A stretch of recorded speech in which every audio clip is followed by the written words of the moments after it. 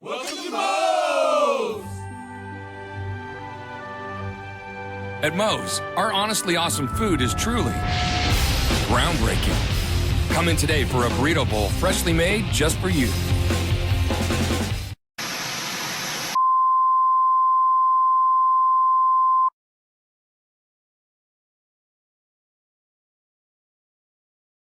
I thought we came out very focused in the first half. Second half, we got a little lackadaisical because we started playing around with the lead a little bit. We made too many turnovers. I thought the first half really set the tone.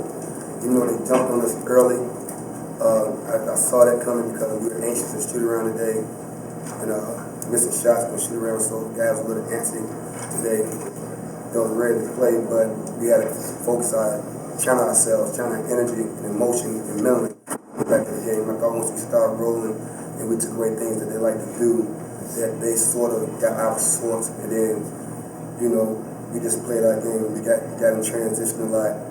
We played good defense. We rebounded well in the first half.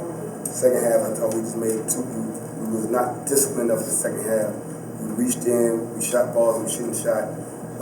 We got to play a better game tomorrow to do what we came to do. Questions? Travis, both Travises. I talked to you guys, talked about that last game, you weren't happy. You talked about trying to beat a team 3 times. How'd you guys feel today? We knew it was going to be a dog fight when we came out, so we knew we didn't have to play hard defense. You know, we mainly had to focus on boxing out, winning the rebounding game. So, you know, to beat a team 3 times is hard to do. So when we did that against John Moscow, who was a good team, you know, it's really good. Same thing, Travis. In practice, we just went over everything we did. And we went over the things that we did wrong in the last 2 games in which we played. We didn't box out, and we didn't, run hard enough in transition. So, we did that today. Picked it up on defense, got the rebounds, pushed it out and scored, made free throws, and stuff like that.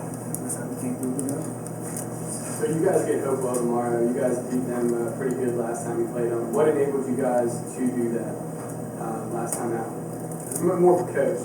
Oh, that was probably our most focused game that we played all year. That we locked in on the offensive end and the defensive end, and we followed the game plan from the time that we stepped on the court to the time the game ended. Tonight we got a little second half. You know, we trying to take good shots, but we took some bad shots and they got on a run. But then we just made too many turnovers, and I think in the second half. And sometimes it's my fault. Instead of still attacking, ain't no shot clock, use the clock, try to get layup, make them guard on defense, then take the over and drive to get paint touches. So we got to work on. But John Marshall's a great team. They got great players. I just thought tonight that we got to such a good lead that they had to do things that they was uncomfortable doing. And once we got the momentum early, it's just that they had to really, really come after us, which I thought was in our favor. We just made too many mental mistakes down the stretch that could have cost us, but it didn't. Something that we got taken to account for tomorrow. You guys, you're known as one of the best perimeter trios in the state. Speak on the lift that Jalen Gordon gave you primarily in the second quarter to help you guys out. Listen, it's funny because I told him not to pass him the ball because we were missing so many in practice and shoot around this whole week. But tonight he came through, and even when KJ got his foul, he came out. He said, "Coach Jalen saying playing good." I said, "Listen, don't say too much, don't jinx it. Don't talk about it. Just let him keep going." But he did. He lifted us in the first half, and we were struggling. I just thought we did overall a real good job where we built the lead, where they had to.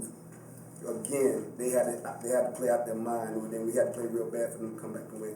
So I give the guys all the credit. They was focusing too on the game plan, as Travis Ingram said, that we went over all the last 3 days. I said, look, this is what we're going to do. This is what they like to do best. Let's take all that stuff away, and then let's see what happens. And then we went into the zone. That confused them a little bit. We got some turnovers. We got in transition. And we got that lead, so we just stayed comfortable with that lead. We was up, I think, 15 at halftime or something like that, and we won by 13. So, we maintained what we were supposed to do. Coach, is there a difference between 3A and 4A? Not really. It's really not. It's just that you're going to have to play the teams in front of you. You don't take nobody for granted. we knew that this year that we would probably have to see John Marshall at least twice or 3 times. We talked about it. You know, we played him at their place, we played him at our place in the regional semis, and then we sort of knew that we had to face them again in the state semi. And everybody said it was hard to be a team 3 times, but you know them a little bit. You know their personnel, you know what they like to do, and you try to take stuff away. And that's what we did. And we said it's their size versus our speed. Whichever, if their size win, we're in trouble. If our speed win, we're okay. And I think our speed won tonight. Travis, playing in the third state title, what does that mean to you? It means a lot. You know, this is my senior year. You know, I got my first one my 10th grade year. So it means a lot, especially with these guys. You know, I got a real, I'd say a closer bond with these guys than. Coach, if all 6 classifications were put together and they had a tournament, how do you think you did? I like our chances. I really do.